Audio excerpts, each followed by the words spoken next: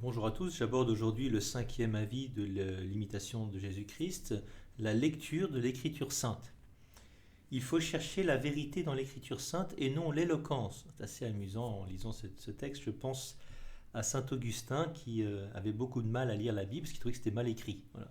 Un homme extrêmement versé dans l'éloquence, très adroit, plus que beaucoup d'autres, un génie intellectuel et littéraire, qui a eu du mal à entrer dans le mystère de l'écriture à cause du style qui ne lui convenait pas. Toute l'écriture doit être lue dans le même esprit qui l'a dictée. Or cet esprit-là, on pourrait dire deux grandes dimensions. D'abord, l'écriture a été écrite à une certaine époque, donc il va falloir rentrer dans ce mystère de l'époque à laquelle elle a été écrite, donc évidemment contextuelle, pour bien comprendre ce qui a voulu être dit. Et simultanément, évidemment, ce qui nous apporte le plus, c'est qu'elle a été écrite sous l'inspiration de l'Esprit Saint. Donc pour la lire de manière croyante, il faut la vivre en essayant d'être habité soi-même par l'Esprit Saint pour qu'il y ait une correspondance entre ce qui est dit et ce que nous recevons. Quand on lit un passage de la Bible, est-ce qu'on croit que Dieu parle ? Dieu donc veut nous parler. Est-ce qu'on y cherche finalement un trésor ? Une parole qui vient de Dieu, c'est forcément un trésor, avec la certitude qu'il existe ce trésor, et donc que je peux le trouver. Voyez, quand on lit un texte de l'Écriture, on doit toujours se dire, mais qu'est-ce que le Seigneur est en train de dire ? Et ne pas partir tant qu'on n'a pas trouvé ce qu'il est en train de dire.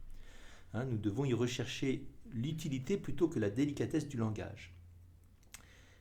Nous devons lire aussi volontiers des livres simples et pieux que les livres profonds et sublimes. Voilà. Considérez ce qu'on vous dit sans chercher qui le dit. L'important, ce n'est pas de savoir quelle est la valeur de la personne qui parle, au-delà même de l'écriture, mais qu'est-ce qui est dit ? Est-ce que c'est juste ? Est-ce que c'est bon ? Est-ce que c'est vrai ? Les artifices de langage peuvent dissimuler un mensonge, alors qu'une parole très simple, dite par quelqu'un qui a peut-être un handicap mental, par exemple, peut dire une profonde vérité et dévoiler quelque chose du mystère de cette vérité. Les hommes passent, mais la vérité du Seigneur demeure éternellement. Dieu nous parle en diverses manières et par des personnes très diverses. Dieu s'adresse en fait sans cesse à nous, à commencer par la nature qui nous dit quelque chose, qui est le premier livre de la création, qui nous dit quelque chose de Dieu lui-même. Dans la lecture de l'Écriture sainte, souvent notre curiosité nous nuit, voulant examiner et comprendre lorsqu'il faudrait passer simplement.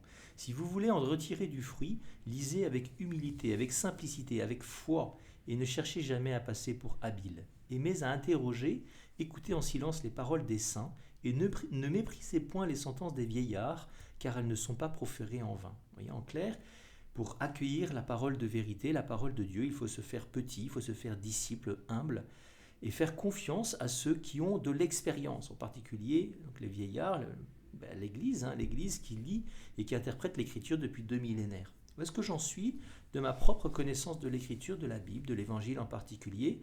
Est-ce que je ne pourrais pas lire l'Évangile de dimanche prochain, par exemple, en priorité, pour prendre le temps de le méditer dans ma prière, en silence, avant peut-être de le confronter aux commentaires qu'en fera le prêtre ou le diacre à la messe, et voyez, de voir à quel point se réjouir de ce qu'il pourrait y avoir comme correspondance ou bien comme nouveauté. Voilà.